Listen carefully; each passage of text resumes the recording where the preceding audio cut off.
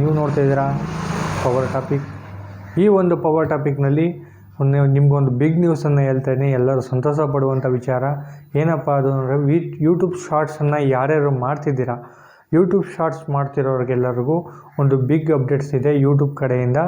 ಏನಪ್ಪ ಅದು ಅಂತಂದರೆ, ಯೂಟ್ಯೂಬ್ ಶಾರ್ಟ್ಸ್ ನಾರ್ಮಲಾಗಿ ನಾವು ವೀಡಿಯೋಸ್ಗಳನ್ನ ಅಪ್ಲೋಡ್ ಮಾಡಬೇಕಾದ್ರೆ, ನಾರ್ಮಲ್ ವೀಡಿಯೋಸ್ನ ಅಪ್ಲೋಡ್ ಮಾಡಬೇಕಂದ್ರೆ ಫೋಟೋ 5 ಮಿನಿಟ್ಸು ಹಾಗೆ ಲಾಂಗ್ ವೀಡಿಯೋಗಳನ್ನ ಅಪ್ಲೋಡ್ ಮಾಡಬೇಕಾದ್ರೆ ತಮ್ನೇಲ್ನ ಹಾಕ್ತಿದ್ದೋ ಯೂಟ್ಯೂಬಲ್ಲಿ.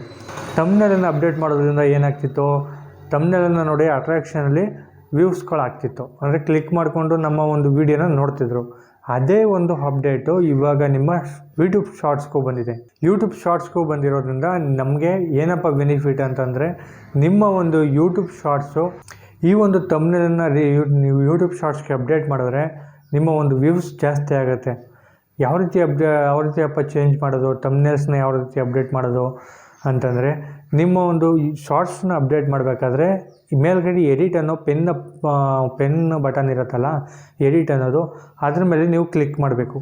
ಆ ಕ್ಲಿಕ್ ಮಾಡಿದ್ಮೇಲೆ ನಿಮಗೆ ತಮ್ನೇಲ್ನ ಅಪ್ಡೇಟ್ ಮಾಡೋಕ್ಕೆ ಗ್ಯಾಲ್ರಿಗೆ ಕರ್ಕೊಂಡು ಹೋಗುತ್ತೆ.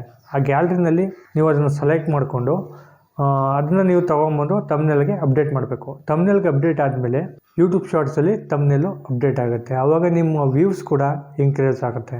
ಇದ್ರ ಬಗ್ಗೆ ನಾನು ಇನ್ನಷ್ಟು ವೀಡಿಯೋನ ಮಾಡಾಕ್ತೀನಿ, ಯಾವ ರೀತಿ ಅಪ್ಡೇಟ್ ಮಾಡೋದು ಅನ್ನೋದ್ರ ಬಗ್ಗೆ. ಯಾಕಂದರೆ ಅಪ್ಡೇಟ್ ಇವಾಗ ಬರ್ತಿರೋದ್ರಿಂದ ಬಂದಿದೆ ಅಂತ ಹೇಳ್ತಾ ಇದ್ದೀನಿ. ಆ ಒಂದು ಅಪ್ಡೇಟನ್ನು ಯಾವ ರೀತಿ ಮಾಡಬೇಕು ಅನ್ನೋದ್ರ ಬಗ್ಗೆ ನೆಕ್ಸ್ಟ್ ವೀಡಿಯೋದಲ್ಲಿ ತಿಳಿಸ್ಕೊಡ್ತೀನಿ. ಮತ್ತು ತಮ್ನೇಲನ್ನು ಯಾವ ರೀತಿ ರೆಡಿ ಮಾಡೋದು ಅನ್ನೋದ್ರ ಬಗ್ಗೆ ನೆಕ್ಸ್ಟ್ ವೀಡಿಯೋ ತಿಳಿಸ್ಕೊಡ್ತೀನಿ. ಅದಕ್ಕೂ ಮುಂಚೆ ನನ್ನ ಚಾನಲ್ನ ಸಬ್ಸ್ಕ್ರೈಬ್ ಮಾಡ್ಕೊಂಡಿಲ್ಲ ಅಂದರೆ ಸಬ್ಸ್ಕ್ರೈಬ್ ಮಾಡ್ಕೊಳ್ಳಿ. ಯಾಕಂದರೆ ಸಬ್ಸ್ಕ್ರೈಬ್ ಮಾಡಿಕೊಂಡ್ರೆ ನಾನು ನೆಕ್ಸ್ಟು ನನ್ನ ತಮ್ನೇಲನ್ನು ರೆಡಿ ಮಾಡೋ ವಿಡಿಯೋ ಆಗಿರ್ಬೋದು, ತಮ್ನೇಲನ್ನು ಅಪ್ಡೇಟ್ ಮಾಡೋ ವಿಡಿಯೋ ಆಗಿರ್ಬೋದು, ಯಾವುದೇ ವಿಡಿಯೋ ಬಂದರೂ ಫಸ್ಟ್ ನೋಟಿಫಿಕೇಷನ್ ಬರುತ್ತೆ, ತಿಳ್ಕೊಬೋದು ನೀವು ಅಂತ ಹೇಳ್ತಾ, ಇವತ್ತಿನ ಈ ವಿಡಿಯೋ ಇಷ್ಟ ಆಗಿದರೆ ಲೈಕ್ ಮಾಡಿ, ಶೇರ್ ಮಾಡಿ ಅಂತ ಹೇಳ್ತಾ ಇವತ್ತಿನ ವಿಡಿಯೋನ ಮುಗಿಸ್ತಾ ಇದ್ದೀನಿ.